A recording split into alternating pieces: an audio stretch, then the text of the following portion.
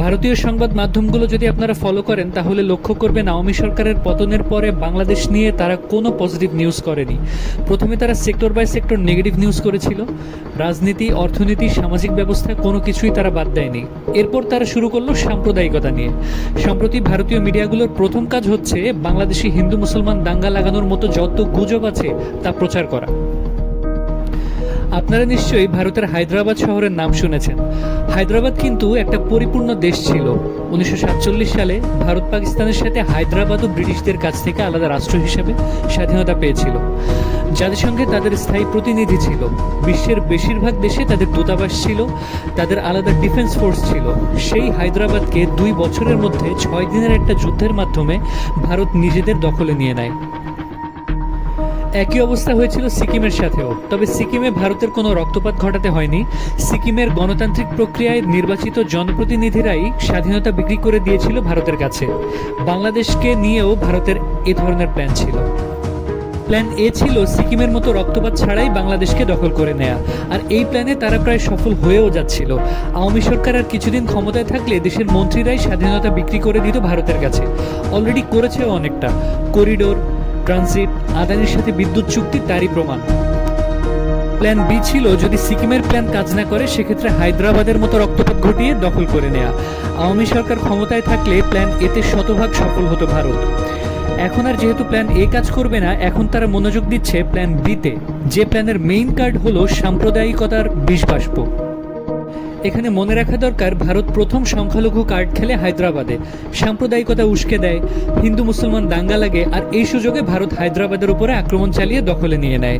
একইভাবে বাংলাদেশেও তারা চাইছে এই সংখ্যালঘু কার্ডটা খেলতে, তাই তাদের মিডিয়া অনবরত গুজব ছড়িয়ে যাচ্ছে।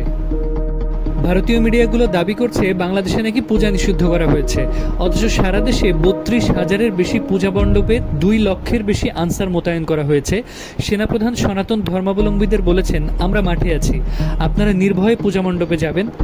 আমরা একটা সুন্দর পরিবেশ চাই যেখানে আপনারা সবাই পূজা উদযাপন করতে পারবেন। আরও গুজব ছড়াচ্ছে হিন্দুদের ওপর নাকি ইসলামিক ট্যাক্স বসিয়েছে সরকার। এই নিউজ করেছে হিন্দুস্তান টাইমস এবং টাইমস অফ ইন্ডিয়ার মতো পত্রিকা। এইরকম আজগবি এবং হাস্যকর গুজবের ব্যাখ্যা কি কেউ দিতে পারবে? তাও হিন্দুস্তান টাইমস এবং টাইমস অফ ইন্ডিয়ার মতো নামকরা এসব পত্রিকা যখন এ ধরনের নিউজ করে, তখন মনে প্রশ্ন আসে, এভাবে নিউজ করে সাম্প্রদায়িকতার বিষবাষ্প ছড়ানোর জন্য কি ভারত সরকারি প্যাট্রোনাইজ করছে তাদেরকে? জুলাই আন্দোলনের পরে হিন্দুদের উপর যত আক্রমণ হয়েছে তার সবই হয়েছে রাজনৈতিক কারণে। বেশিরভাগই আওয়ামী লীগের রাজনীতি করত, ক্ষমতার দাপটে সাধারণ মানুষের উপরে জুলুম করত। 5ই আগস্টের পরে ওইসব দুর্বৃত্তদের উপরই হামলা হয়েছে। আর সাধারণ মানুষ যখন স্বৈরাচারের প্রতি ক্ষোভের বহিঃপ্রকাশ ঘটিয়েছে, তখন তারা হিন্দু মুসলমান দেখেনি। যারা গত 16 বছর জুলুম নিপীড়ন করেছে তাদের উপর অত্যাচারের শোধ নিয়েছে।